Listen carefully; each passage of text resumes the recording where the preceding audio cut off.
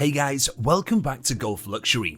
Today we'll talk about why LIV players are blocked from other golf events. Let's head into it. Bryson DeChambeau and Patrick Reed are among the newest players to sign up for the LIV Golf Invitational Series, thanks to the hefty prize money and other incentives. Even yet, according to a story by The Telegraph, their participation in future major tournaments may be at risk. After just a few minutes of the Centurion Club's debut tournament, the PGA Tour stated that all of its members would be suspended from competing. Currently, there are 17, but that number is expected to rise during the second event in Portland, Oregon, which begins on June the 30th. It's also possible that players will be penalized by continuing the problem of OWGR points when it comes to majors. On Saturday night's episode of Fox News' One Nation with Brian Kilmeade, LIV Golf CEO Greg Norman said that an application for LIV Series events to contribute towards official world golf ranking points will be filed very soon. Norman made his announcement during the show.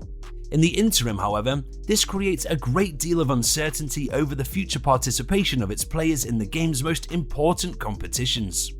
One person who has brought attention to the problem is Sky Sports commentator Paul McGinley. What is clear at the moment, with LIV Golf being 54-hole events and not offering any world ranking points, is that the guys who are top 50 in the world are slowly going to lose their ranking and fall outside the top 50, and that's what gets most of these big names in the majors, he said in an interview with The Telegraph. The only men who will likely be qualified for next year's Masters tournament under the existing standards are the former winners, since the rest of the top 50 may have slipped out of the rankings.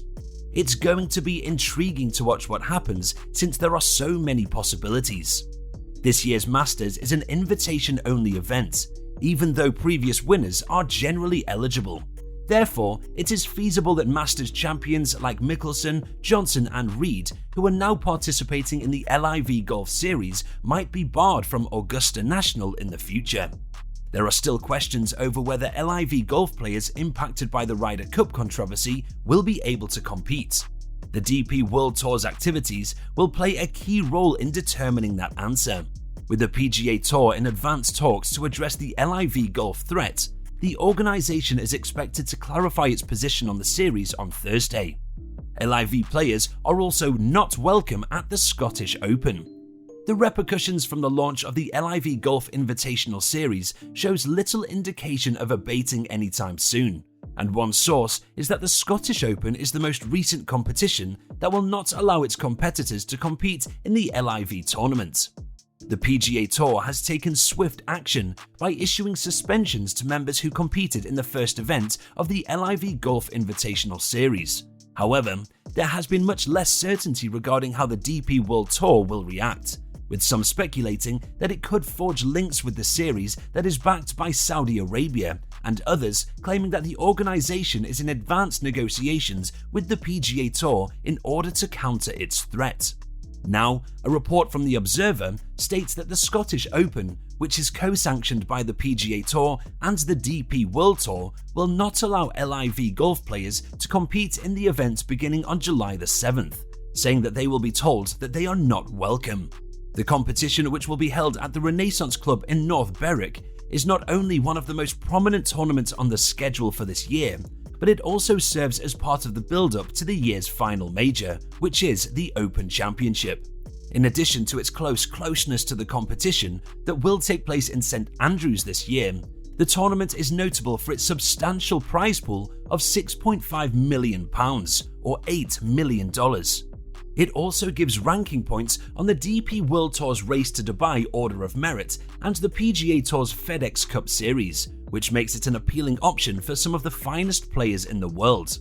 To that purpose, there is a compelling lineup that includes some of the world's best golfers, such as world number 1 Scottie Scheffler, Open champion Colin Morikawa, 2021 US Open champion Jon Rahm, and PGA champion Justin Thomas. If LIV Golf players are barred from competing in the tournament, it will be a disappointment for players who had hoped to compete, because they will not be able to take advantage of the tournament's incentives, and they will not be able to benefit from the tournament's pivotal role in preparations for the Open Championship. even though its players are eligible to compete in the BMW International Open starting the following week.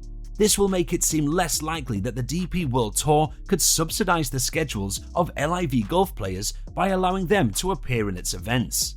This was an idea that was championed by players such as Graham McDowell.